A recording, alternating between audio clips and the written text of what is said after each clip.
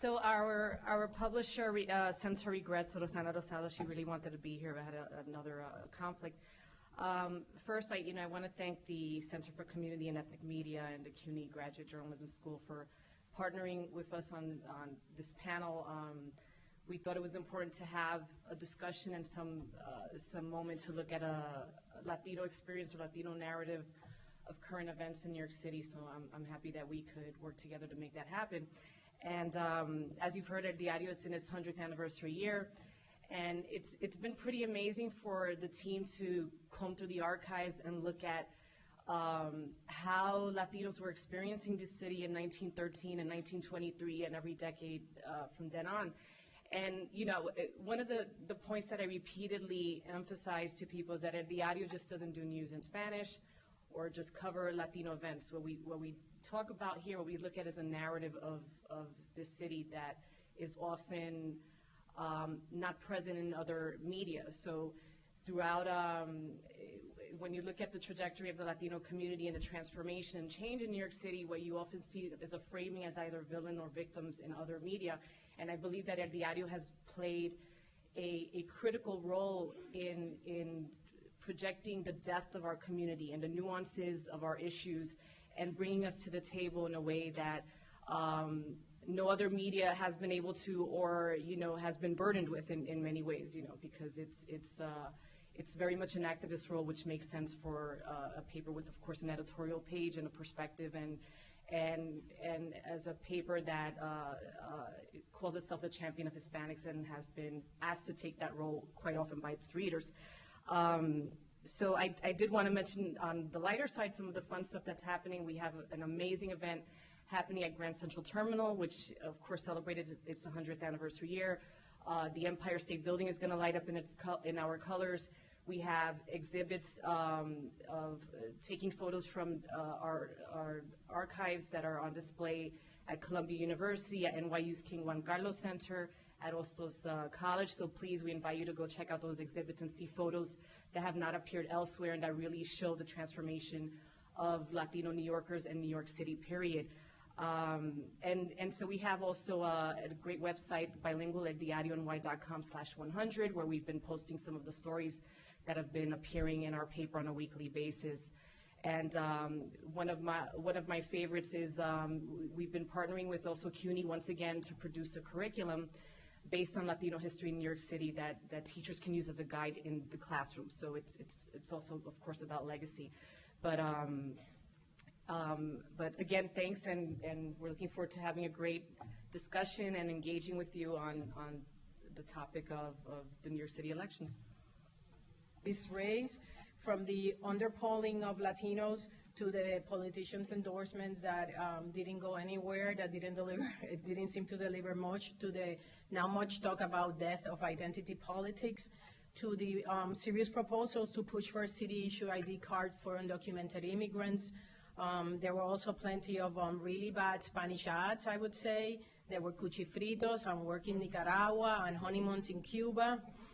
So we're hoping to touch on all of this a little bit today. I just first want to introduce our great panel. I'm going to start from the back with Raiza Castillo, who's the president of the Dominican Women's Caucus and an attorney in private practice. She has worked for the city council and for various political campaigns, including the Hillary Clinton Senate race, right, in New York.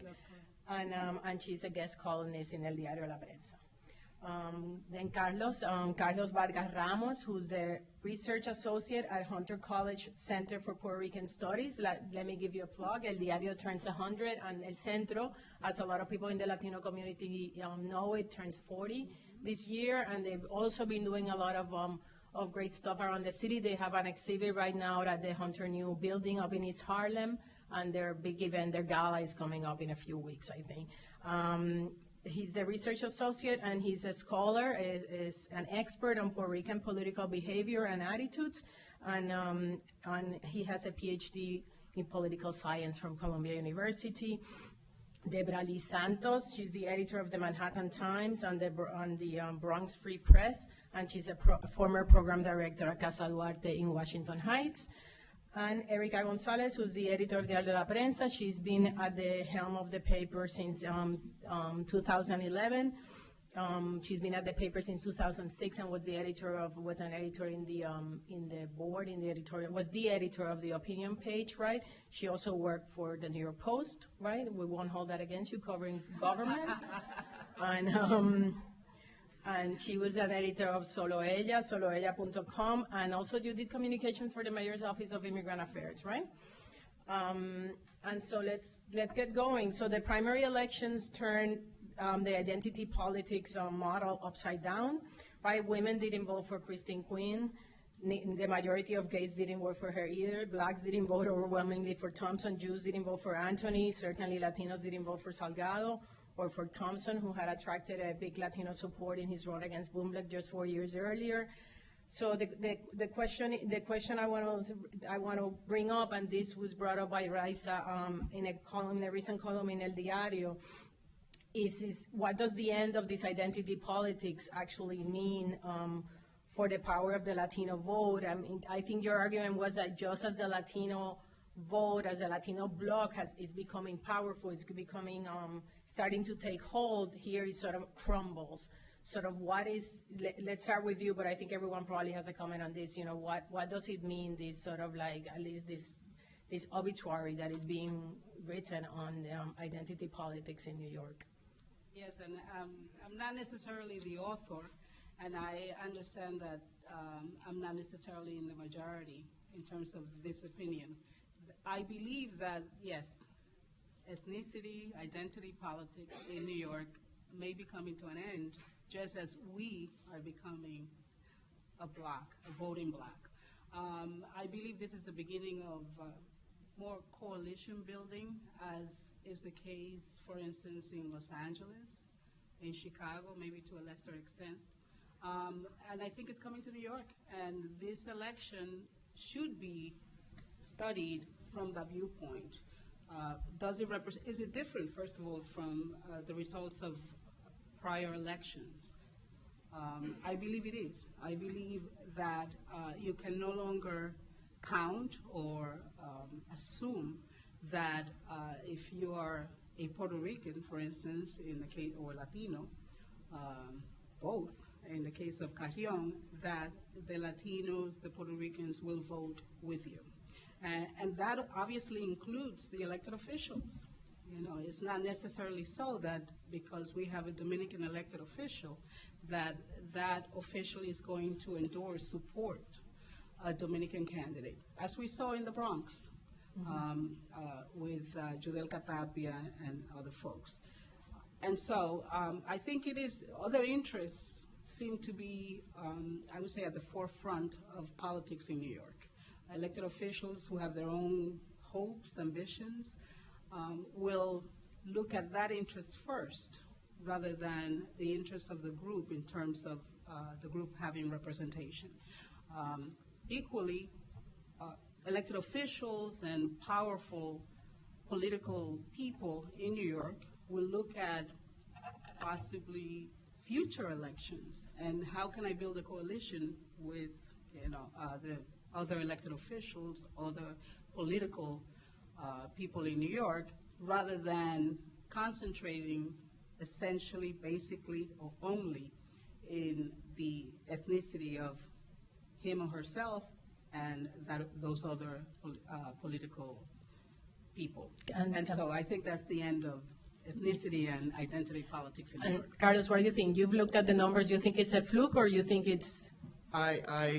Looking at the numbers but in New York City, but more importantly, looking at what is happening nationally, there is no end to identity politics. In New York City, we may have entered into hiatus, perhaps. And it's very interesting that we may have this hiatus in this particular election, because if you look at the context in which these elections are taking place, this is the first time in probably 35 years in which we are not running an election under the shadow of a crisis. Right? We have very serious chronic problems, but we don't have a crisis. We don't have the aftermath of September 11th. We don't have the crisis of crime of the late 80s and early 90s. We do not have the fiscal crisis of the 1970s and 80s. Right now, we have serious chronic problems that precisely because they're chronic, they should give rise to more of an identity politics. Let's see how we frame, how our group can really come into play in this electoral arena, particularly at the stage of the primary elections as opposed to the general election, because in general, if you are all Democrats, what distinguishes you, there are very few policy differences within the Democratic Party or even the Republican Party. There are other differences. They could be ethnicity, they could be age, they could be income, right? But ethnicity tends to trump them oftentimes, as well as borough, right? That is also important. In the general election, you will see how partisan politics will trump ethnicity oftentimes. So it is important to still stop and take a look at what is at this hiatus, because I think it is unusual, but I don't think it's the end of identity politics. Okay, so we have a split there, and how about Deborah Lee and Erica? Do you have a thought on that, or? So I don't want to split the tie. I want to say it's a little bit, I want to say something else. I want to say a little bit of both, I think. I just want to ask very quickly of the audience, how many last night voted? Right, I should have put that. Well, the people that could vote, clearly, who voted? And there was a sizable number here. I think in some ways this conversation, can you hear me? This conversation is taking place sort of within the choir and within the pews, because we're all actively plugged in and engaged in a different way. I think some of the things that essentially compel people to come out and vote, and you hear it at the bodega, you hear it with your cab drivers, are the same things that are going to continue to drive them to vote, whether they're Dominican, Puerto Rican, or not. Which candidate articulated the best policy position for them? Perhaps their issue was schools. Perhaps their issue was the fact that charter schools have been a bane for them or have been a terrific gift for their families. That drew you to vote in a certain way. As Raisa mentioned, a number of elected officials, Latino elected officials, sort of went different ways. And if you're in that district, that probably meant something to you. If Melissa Malfiberito supported Bill de Blasio, Annabelle Palma supported him as well. But maybe it meant something different to you because Carmen Arroyo supported Christine Quinn and had the former governor of Puerto Rico come. These things do matter. But ultimately, you decided, and I think you would argue, those of you that voted, that most people voted on, if they even went out to vote, that they voted on what compelled them, and it wasn't because Bill Thompson was black, as we saw, given the numbers that have come out, and it wasn't because Adolfo Carrión is in play or Eric Salgado was in play. The fact of the matter is, as you point out, that there are things that ebb and flow. In this particular instance, we saw sort of a unique moment, I think, in city history, but then again, that was said when Freddie Ferrer came to bear. I think these unique moments happen, frankly, because we're New York.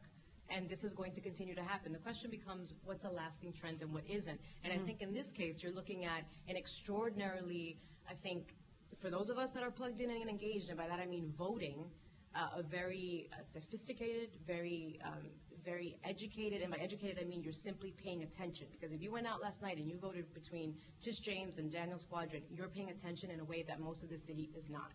So for those of us that did that, I'm not so sure that the fact that this person comes from the Caribbean or speaks in this particular way mattered as much. And I think that's going to bear fruit as we move forward, as you say, in the general election, so we'll see. So, Erica, like Carrión has spoken about his candidacy being able to attract at least half of Latino likely voters because of his background. But can a candidate, in this year or in general make an assumption like that? Or, I mean, that's sort of what Christine Quinn had said, right? I'm going to carry X amount of women and X amount of gays. And Thompson had said, I'm going to carry 75%, 80% of the African-American vote. Going into the next round, right, into the general, can someone make those calculations? I mean, is it? I think it's fair to assume that you're going to appeal on the basis of identity, but not to the extent that it has been in the past, and I think it depends on how crowded the field is, of course, But what I wanted to say with the identity politics change, I think that the identity politics is not a cut and dry thing, and I think it all depends on the timing. When you had, for example, a more homogenous community in, let's say the Puerto Rican community in the 50s, for example, the identity politics and in ethnic New York and very marked differences neighborhood to neighborhood, you could really feel that, you know, and I think the way we think about identity has shifted in many ways. So it all depends on a number of things, on the variables, et cetera, and it's never been cut and dry, even when we thought about it as being ethnic identity politics. I mean, Vito Marcantonio, who was an Italian, was beloved by the Puerto Rican community because he was responsive to the community. He represented it well. In this election, he was in East Harlem, no? In East Harlem, right? And then you had, you know, which did have an Italian community, but more of a growing Puerto Rican community that he did respond to by his choice, you know. In this election where Carlos Menchaca was elected to the city council, or about to be elected to the city council, and he was hailed as being hailed as the first Mexican council person, he had a diverse coalition, and there were some Mexicans that actually still had supported the incumbent, Sara González, who's Puerto Rican. So these things never play out in a very mechanical, kind of boxy way. But the question that I'm really concerned about is the Latino electorate and the turnout, and what is the activation, and whether that activation or lack of it is by design or default. And that, to me, is really tied into the destabilization of Latino nonprofits. So we were talking about this the other day in El Diario, or I was mentioning as a kid coming up in New York and seeing these very visible campaigns like Atrévete, or out of the Community Service Society, Richie Perez hitting the streets with doing voter registration. And it was very palpable, and you felt it, and you felt sort of the buzz. You know, you got buttons, and there were commercials, et cetera. So that, I feel, is sort of the gaping hole in terms of activation and politics and the impact that Latinos have at the polls.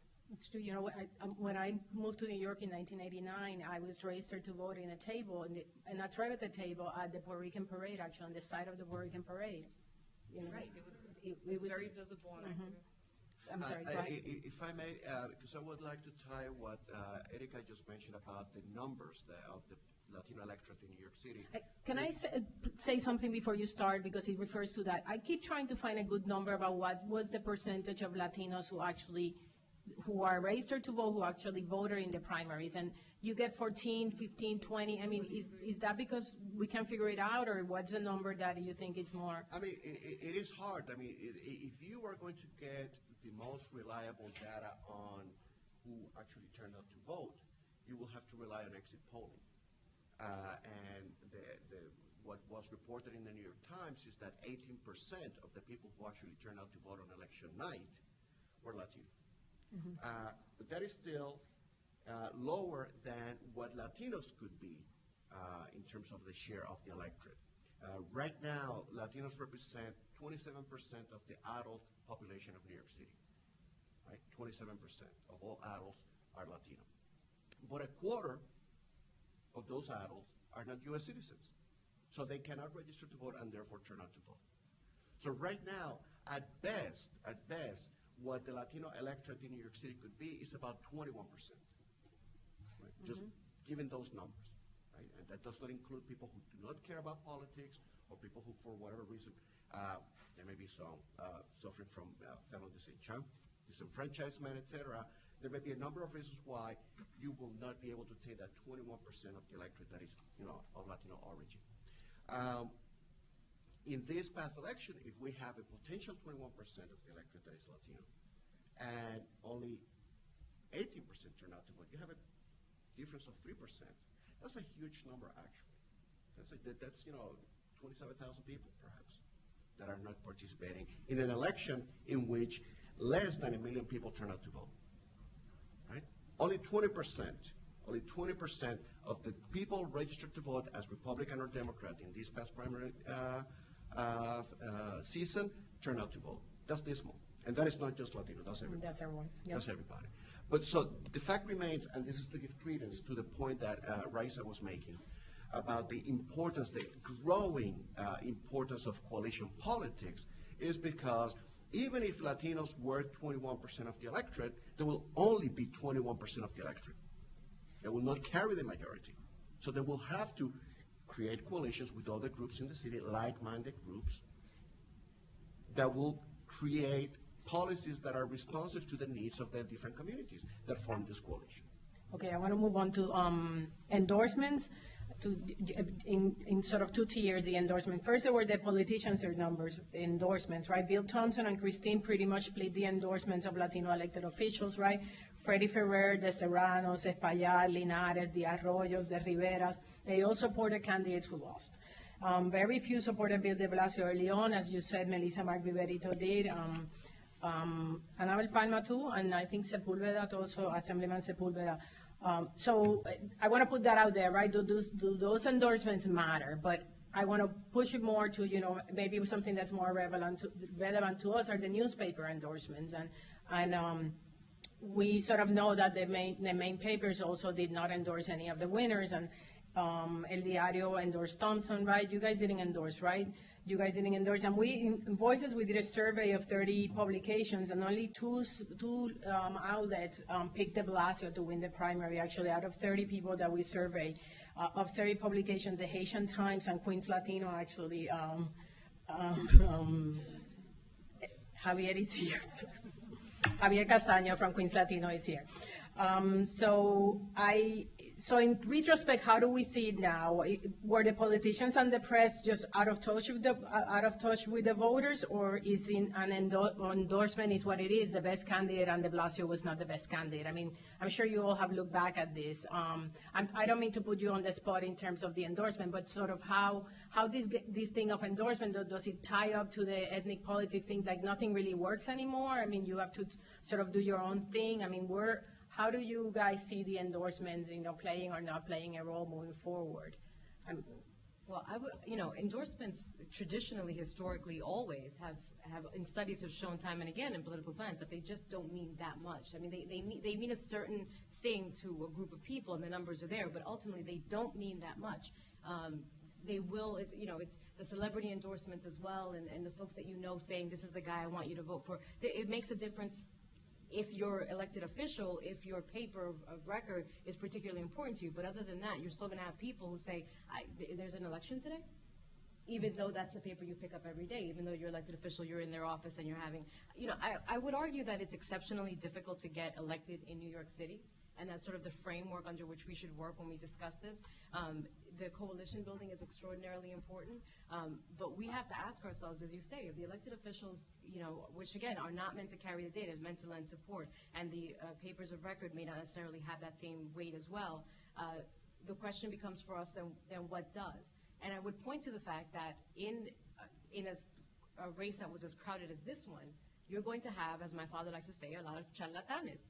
And you're going to have a lot of distraction. And we were having this conversation earlier. Drama sells, drama carries the day. And in a race where you have an Anthony Weiner and an Elliot Spitzer sucking up the oxygen in a day where you have very limited time to pay attention to the resource, to what's in front of you, that is also going to, I think, have a detrimental effect, both in turnout and the kind of attention that you're going to pay a very substantive candidate that, in fact, may be the best one for you.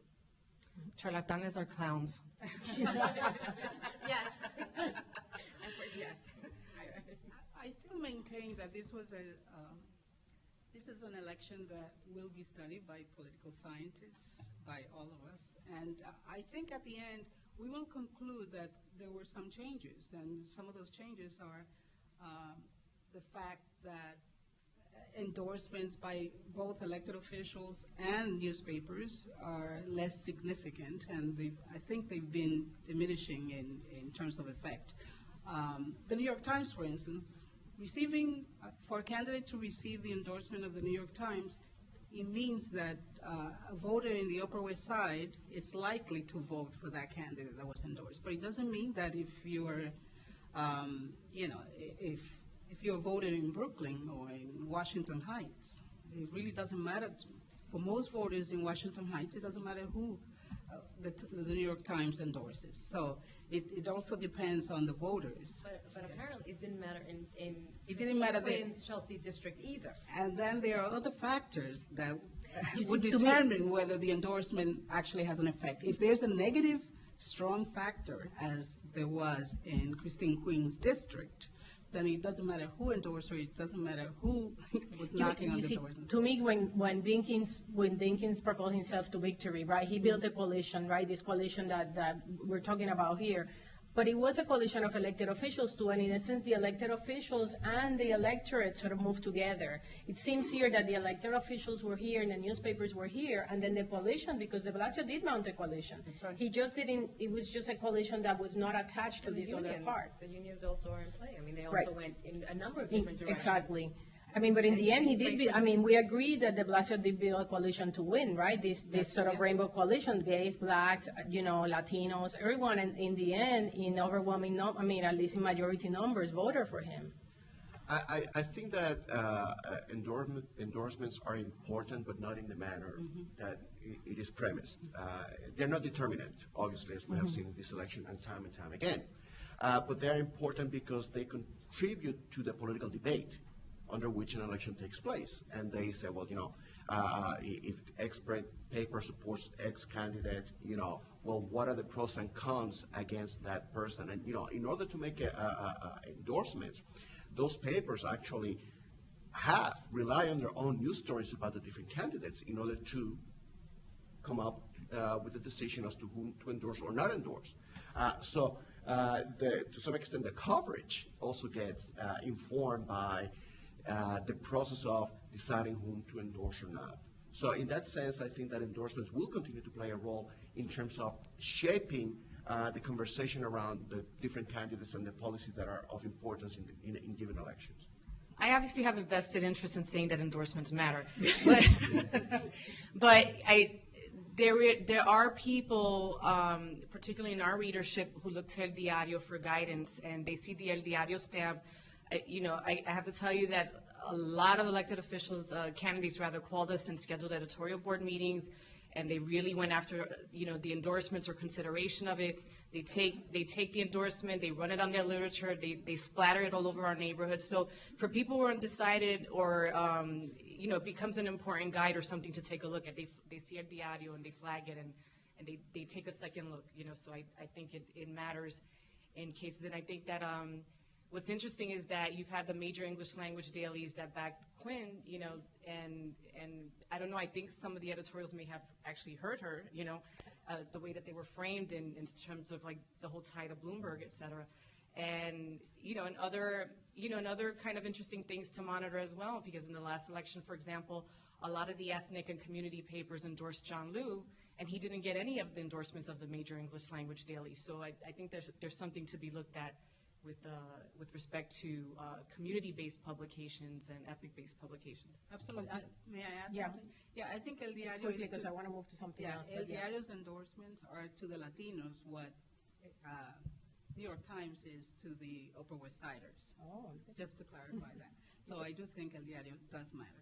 I just want very briefly, at least from Carlos, to hear on the underpolling and this whole idea, Angelo Falcon and the Latino Justice just had a good report about the elections, and that's a big issue, right? That the underpolling of Latinos and the undersampling and problems with the use of Spanish language, inconsistent use of Spanish language, and just briefly, what is the problem? What does it set in motion? This underpolling and this bad data.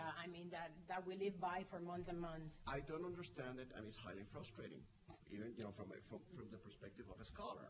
If you have nearly 20% of the electorate that is Latino, why cannot that be reported? It is a significant segment of the electorate.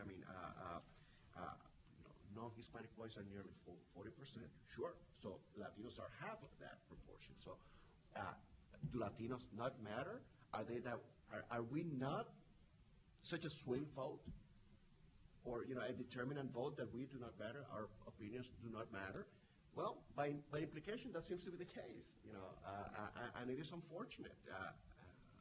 It is also the way in which ethnic politics play. We may be tied as a community with given political parties.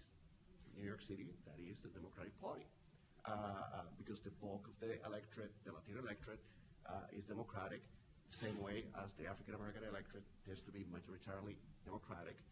You have non-Hispanic whites who are not as majoritarily tied to the Democratic Party, etc. So it is very frustrating.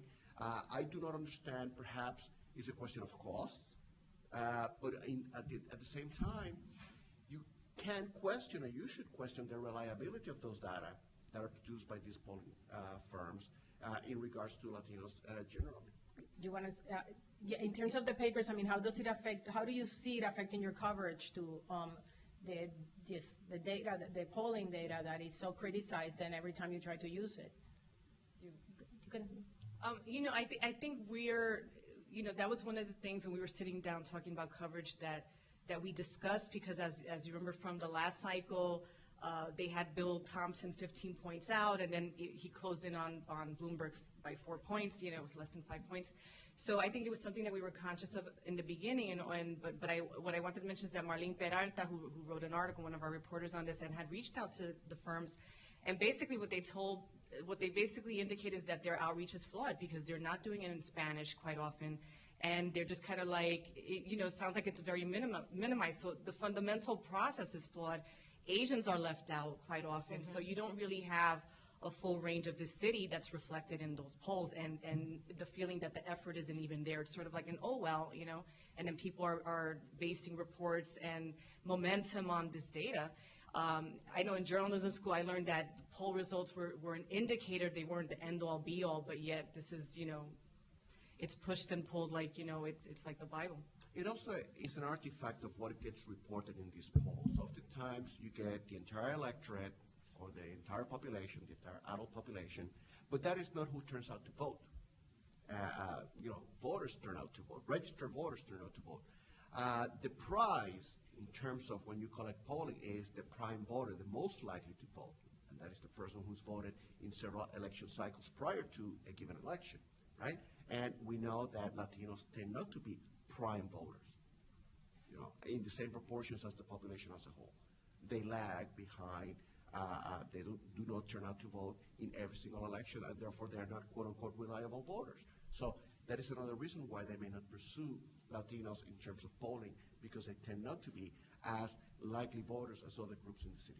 You wanted to say something? Yeah. I was going to say that it does make it more difficult. I know that that must be the challenge as well, because I've talked to Marlene about the same, and it's, this is what you base some of, again, it's not determinative, but it is what you base your conversations and how you frame certain things, and it certainly does inform kind of the atmosphere under which you operate. And so when you're projecting that information out, you want to make sure that you're being responsible in reporting accurately, and that is a challenge. I will say that, the point you're making, Carlos, about how we're not necessarily reliable voters is also a frustration in terms of sort of when the two meet. Because the question becomes then, should resources from their perspective be invested when, in fact, we don't necessarily turn out as reliably as others do? And I think that that's a dynamic that we need to examine, certainly as part of the media, but also I think as individuals. We're having this sort of conversation offline, and you mentioned the destabilization of nonprofits as well. What does it mean when you have a segment of the population, white, black, Latino, who simply is tuned out of this particular election? For us, it's extraordinarily important, and the nuances. I mean, how many debates were there? There were debates that were like, for the Russian gay, Orthodox group, and it was incredible, and it was extraordinarily exciting for many of us, and it was stultifying for many, and a lot of people were tuned out. So there's a question of, what do you pay attention to, how do you pay attention to it, and how do you accurately get this information across? I'm not so sure that Latino voters, frankly, are a good buy. And I know that's provocative, and I know I'm not suggesting that that's what I believe, because I just voted last night, and I will vote again, but I'm not so sure that we necessarily exercise, and we were having this conversation, that we exercise the kind of authority and demand that, in fact, these three polling firms do something entirely different based on agency. The mobilization. Anecdotally, I know that we have some of the highest voting EDs, election districts, in the city. So, I don't know that we can generalize and say that Latinos don't come out to vote. This is why campaigns and candidates are spending money in our communities. They're not necessarily spreading it throughout, but they are spending money with our representatives to make sure that their literature and their messages get to those high voting ED. Is it maybe, let's segue into the issue of a Latino agenda. is one of the issues. I mean, did we really hear Latino agenda during this election cycle from the candidates? I mean, was there, you know, not only in the primary, but more importantly, I said, let's focus on the general election. Are we hearing a clear Latino agenda from, you know, from Carrión, from de Blasio, from Lora, something that, you know, that you can sort of say, oh yes, definitely on education, definitely on poverty, definitely on health. I'm hearing something that is particular that I think people can hold on that can grasp. I mean, what do you guys think it's been a good year for Latino agenda? I mean, I know there's been a good year for Latino arts, and there's been things, but in terms of meat, in terms of a real message. No, not a good year. They limit themselves, I would say, probably all of the candidates have limited themselves to one sentence about immigration, and they think they've covered the Latino agenda. That is the Latino agenda. That is the Latino agenda. That is the That's immigration. right. That's Immigration. Right. It is distilled to that one issue, the immigrant agenda. And granted, you know, a large segment of the Latino population is immigrant, but that is not all that Latinos are. If you poll Latinos, the number one issue is jobs. Jobs, jobs, jobs. And after jobs, it is going to be housing, and after that it's also going to be education or a variation of that, right? So those are the issues that do not necessarily get addressed specifically for Latinos, but maybe bundled, you know, candidates may bundle them to addressing a larger electorate of sorts. Because, I mean, that Latinos do share some characteristics, some social characteristics with other groups. African Americans, immigrants from other countries perhaps, people that, you know, Latinos tend to be younger. So, you know, you may have a younger demographics that also gets targeted, and Latinos may get bundled there. So there's not. Yeah. I think there's also this fascinating tension as to, you know, when we feel that a Latino agenda is being advanced and articulated, and when we feel pandered to, or when we, you know, sort of feel that it's kind of gotten, you know, sort of silly. And that's a difficult tension, I think, for a candidate to strike. Like, I'm not Latino, so this is not natural to me. How do I do this without insulting anyone? I will say, though, that I found it fascinating that the de Blasio message of a tale of two cities was in somebody else's playbook.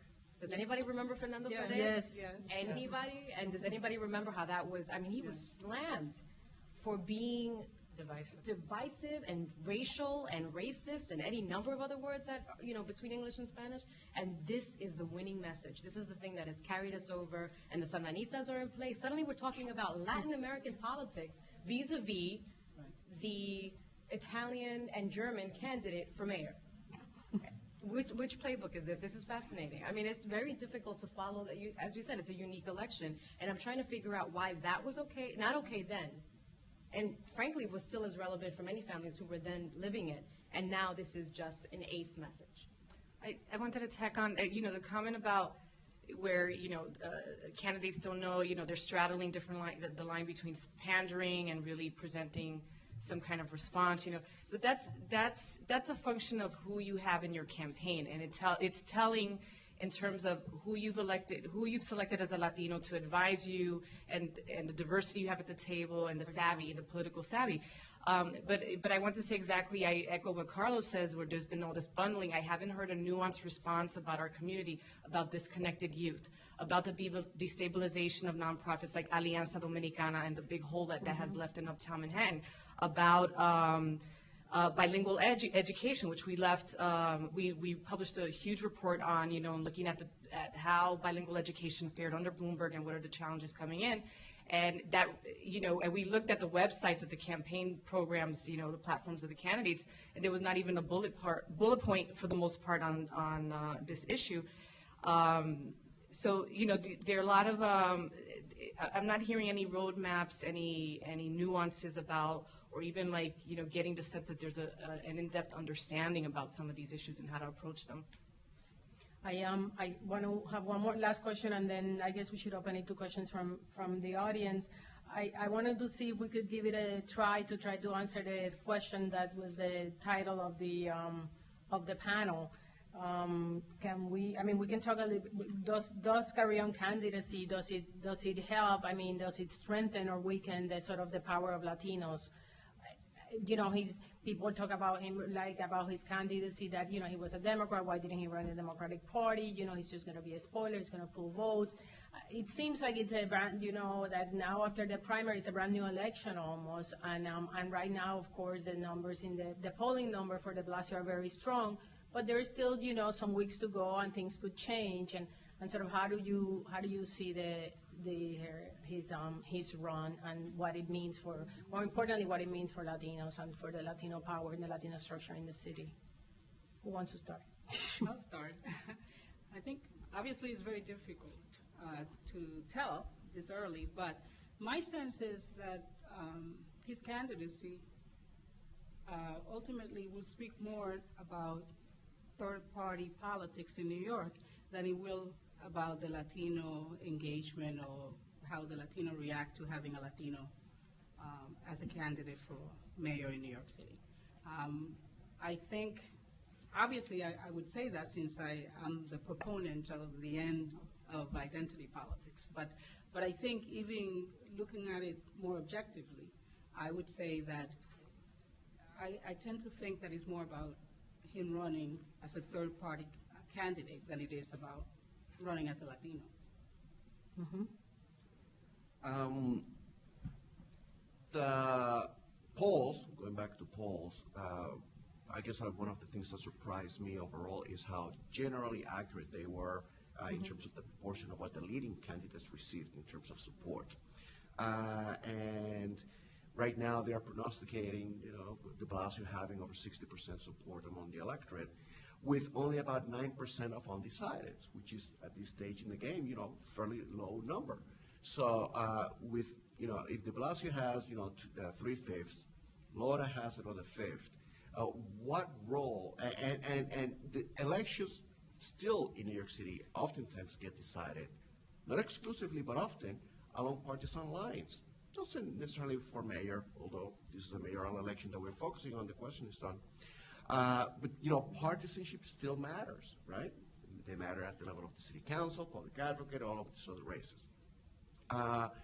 Right now, you do not seem to have as formidable a candidate that is not a Democrat that can challenge the Democratic candidate at the moment. So Or the money from Bloomberg. Or the money from Bloomberg. But he first ran as a Republican. Mm-hmm. Then he went into, became an independent. So he was still following a party line, a party slate. Right now, you have candidates that are running, I am the Democrat, I am the Republican, and are not necessarily making appeals, with the exception of Carrión, about crossing party lines. He has about 3% of the support of the vote. That is pretty much in keeping with the proportion of New York City voters that are registered to vote under the Independence Party. So he may be able to get a few more votes, Carrión, from unaffiliated Latinos, meaning people who have registered to vote under, without a party identification, and others. But it seems that at this stage in the game, it would be an insurmountable challenge for any of the two other candidates or any of the other candidates that are running for mayor to beat de Blasio. He's the man to beat, and it is his election to lose. Deborah Lee? You say his to lose, I think of hers to lose, and we know how that turned out. So let's hope that we don't follow that pattern, just to kind of change it up for those of us that have to report on all this. Anytime a Latino's involved in the race is a good day for the city. That is, and by the way, Eric Salgado is running on the school choice line. Oh, that's true. So he is not the only Latino, and so, we should have a conversation. The follow-up to this panel will be the other panel, is Eric Salgado, the spoiler. Anytime a Latino, we just finished saying that no one is discussing a nuanced, articulated Latino agenda. We just finished saying that.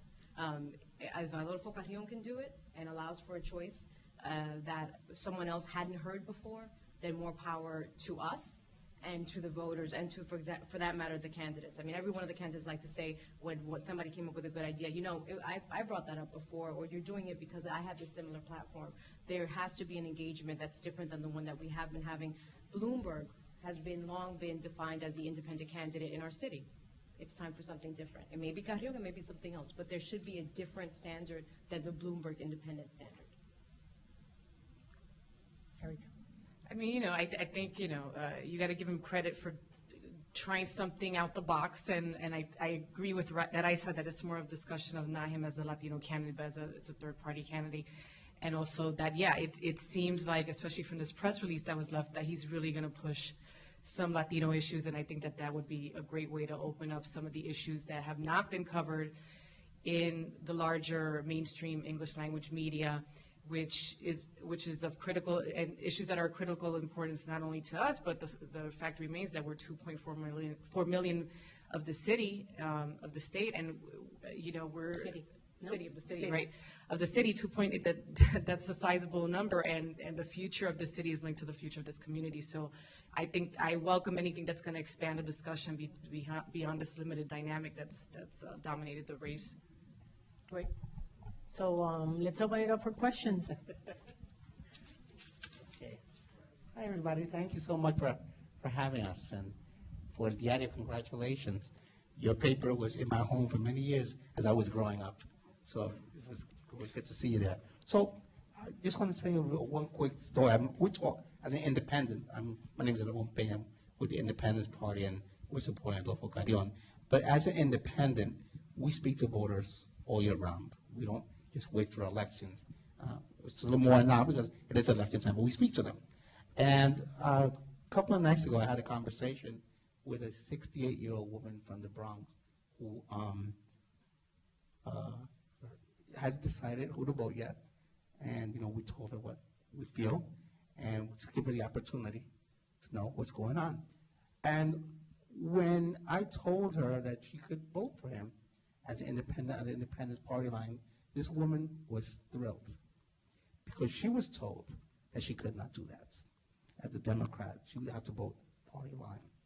So that one conversation made a great night for me because I was able to educate a voter who for years has always voted party line, and how thrilled she was to hear that she can do what she can do in the general by voting for him. And it was a great feeling. But the question is, do you think that it's an unhealthy situation for our democracy for voters not to know all their options? Answer.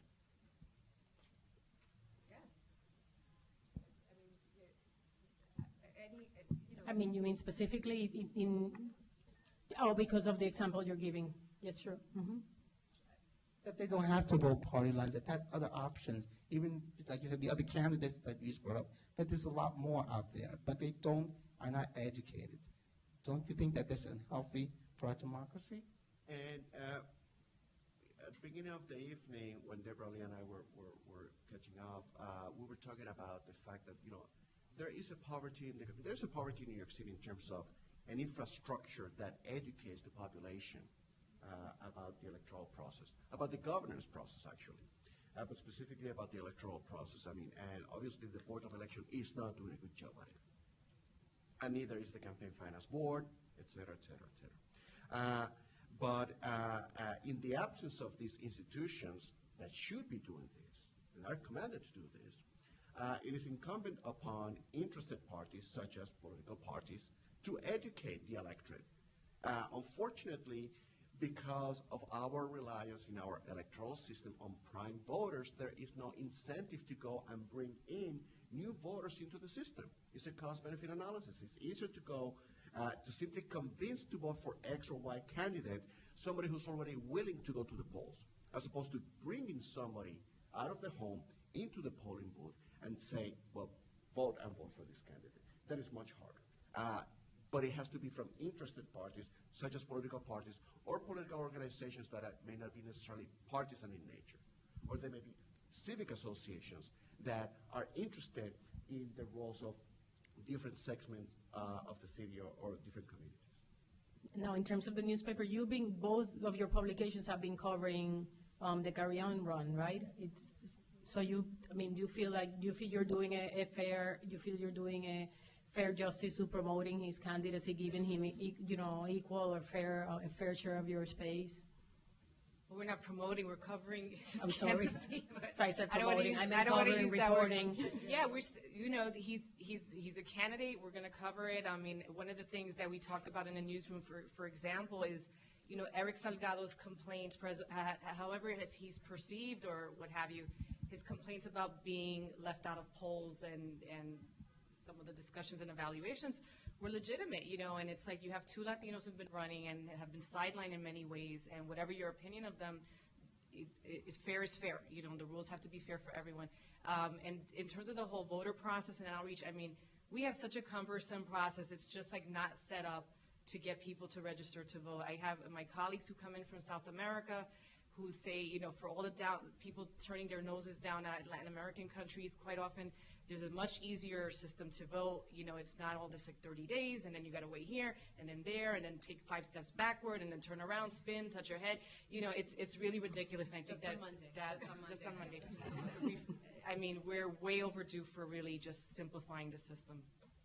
And to your point, we in fact are going to be interviewing the candidate this week, so we'll probably have that kind of conversation in the papers. But what I would say too is that there is a big surprise here. Spoiler alert: there's a media bias, and it's not just about racial and ethnicity. It's not about, the conversation is not merely about ethnicity and racial tropes.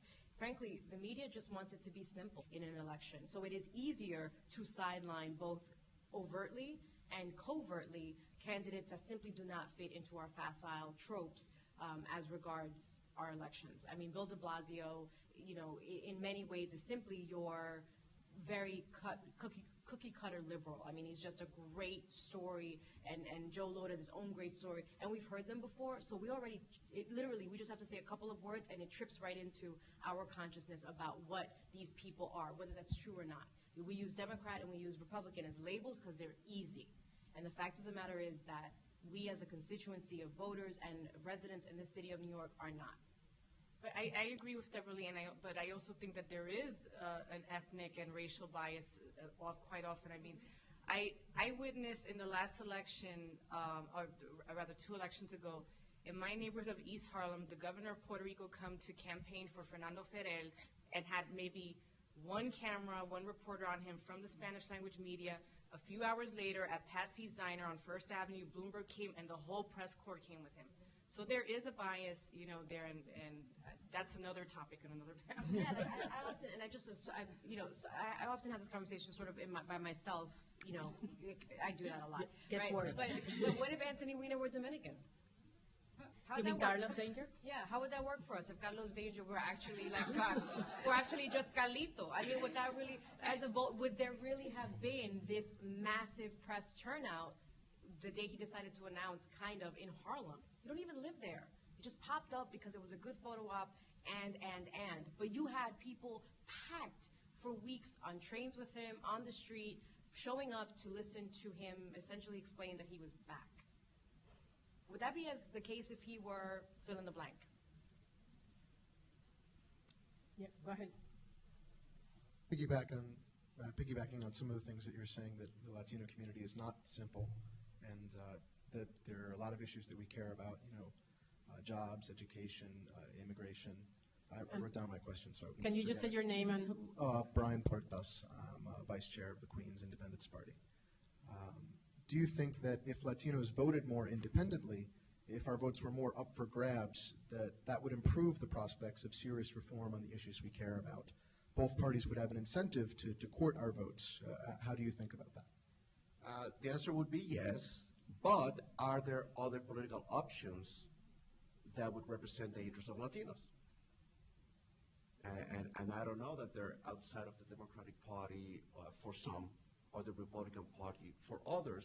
There is that coalescence of issues gathered by that address the issue of Latinos. Say here in New York City, can the Independence Party or can the Conservative Party represent the issues of Latinos in a way that will get the bulk of the, as they tell us in polling, and as they tell us in letters to the editor or what have you. I mean, will more parties present issues that are of interest to different segments of the electorate, in this case, Latinos. Hi, good afternoon, everybody. My name is Maritza Polanco from Polanco Press and Hispanovision TV. Well, it's not about question, this regard to the panel. I'm going according with Carlo. Is the New York City Council do the job to educate our community? Is the community educate our community? It's no education at all. This is regard to party. It's a regard Democrat and their own group, they bring their own group, or Republican and the Republican, the rich. We, as a Latino immigrant, we come in this country since 1996, all right? But they don't know that at the end of the 1995, most of the Latino that immigrant is educated people. It's immigrant, professional immigrant. It's the group, you know? This is the question here. It's not about Latino community. It's about how we can represent our community, really educate us. I'm immigrant, I'm Latin, but I'm not going with the Democrat, with the Republican. I'm going with my conscience, where it's my things will be better for me and my country. This is what I do. Then most of the people, okay, our community, they say, okay, you immigrant, you should be Democrat because you immigrant. The Republican don't want to you because they rich people. That's not true. That's the thing, that how we come to educate how the community representative of the organization of our community really give the education we should be constantly you vote for. For example, I'm be volunteer for Michael Bloomberg campaign, but at the same time be volunteer for Hillary Clinton, but independent. But my conscience say Michael Bloomberg was the best at this time. It's be constantly educate what is the best for the administration of our city. This is my point. So what's the best way to educate the community to be free themselves from any? Well, I mean, it's interesting because going back to the issue of that Erika was alluding to earlier in terms of voter registration or what have you, if we look back at how politics were structured in our countries of origin, say in the Caribbean, where politics is a festival, right? Where politics are competitive, highly competitive. What election gets to be competitive in New York City? The one maybe 4 years ago, it turned out to be competitive. But by and large, they're not very competitive. I mean, again, if you look at positions other than mayor, they're not competitive at all, right? So there is no incentive to mobilize people like, oh, I really want to participate in this context, right? Political parties have no incentive or have very little incentive to bring in new voters. They just want to tap on the existing voters, right? So all of this contributes to a dearth of educational services because it's not necessarily in their best interest. Their interest is to get the voters to vote for their candidate. They don't want new voters because it's too risky. You don't know what way they're going to go? Or? I'll also add to that, they make it difficult, but as Erica alluded to it again earlier, it's also just difficult. The voting can be very difficult. People are disenfranchised. There is voter suppression. It happens. There's not Spanish language assistance as readily as could be provided. Things that are far simpler, as you point out. If you had this conversation with this woman that was transformative for her, that's not a conversation. She's 68 years of age. She's probably been voting for a number of years. That coming late into the game to that kind of knowledge is, wow, what does that mean? And we were having this conversation earlier. There are a lot of other things that take up your time that are far more direct and interactive and dynamic. You can more readily like people on Facebook and Instagram and Twitter and all the rest than you can this process that sometimes seems so archaic. There are other compelling things that unfortunately rob us and new voters, but potential new voters, from this pathway, this idea that voting is important, voting is something that can and should be done, whether you vote for, as you said, based on your conscience, whether you vote based on party line or you're voting because you just want to do something different. Yeah, they need to know how the Congress works or the presidency works, etc. But how does city government work? How do you get it? What is the role of the public advocate? Truly, ask an elector, ask a voter, what is the role of the controller? That's the second time that I hear that. Last night we saw that the first woman of color was elected citywide to a citywide post.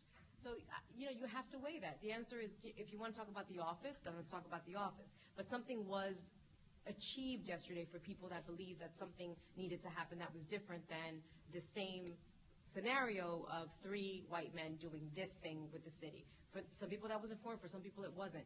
But it did happen last night, and it will affect us in ways small and large, whether she ends up being the next mayor, this was a platform that allowed for that, or whether she ends up being a terrific public advocate the way people thought Bill de Blasio was, or whether she doesn't. The fact of the matter is, it is going to affect us. Something will come of her being in that position. And that none of us, or I should say none of us, but that many of us in the city weren't paying attention to that is lamentable. It may suggest that the role of public advocate is not meaningful. That's one question. But then we should be having that kind of conversation as opposed to shrugging our shoulders and having less than 180,000 people based on the polls turn out last night. I was voter number 17 at 7:45 p.m. Wow. My son was more excited than anybody in that place. Absolutely. Any more questions? Pamela? Hi. No, let's go for you. Oh, go ahead. No, go ahead, Pamela. Pamela Granda. I'm a student here at the CUNY School. You keep, in the beginning, you were referring to this Latino agenda. What is the Latino agenda? Easy question, easy question. Immigration. Immigration. For instance, the Hispanic Federation, they have compiled. They actually just came out with a very, very big, it's a wish list, a lot of money involved to make that happen, but yes. Right, so you will have an organization like the Hispanic Federation that is emphasizing, more funding for not-for-profits. That is what the Hispanic Federation is. It's an umbrella of not-for-profits, right? Among other things, it's not the only thing. You may also have national Latino agendas that are put together by different groups. There are some that are more partisan-oriented than others. So there is a multitude of issues that get covered by different institutions. There is not one. NALEO, the National Association of Latino Elected and Appointed Officials, will also have perhaps a wish list. You may have the Hispanic Congressional Caucus that may highlight some issues, but it is not a single Latino. To try to answer her question a little bit, I mean, if you have to choose, each of you choose two, what are 2 top issues in the Latino agenda? I mean, I'm sure you sort of see it in your different worlds. In journalism in different areas, I mean, 2 or 3, I mean, there has to be something. I mean, I know maybe it's not being articulated by the candidates, but there is something out there, right? There is some priorities for the Latino community in the city, and perhaps, we could each have 3 different ones, but there, what would you say are sort of the more pressing issues for the Latinos that the next mayor will have to tackle? Jobs and education. I would say housing. There is a movement out of New York City by Latinos and communities with low income that traditionally have been moving out of Manhattan into, let's say, the Bronx. But now the Bronx is also becoming unaffordable, and a number of housing units are becoming destabilized.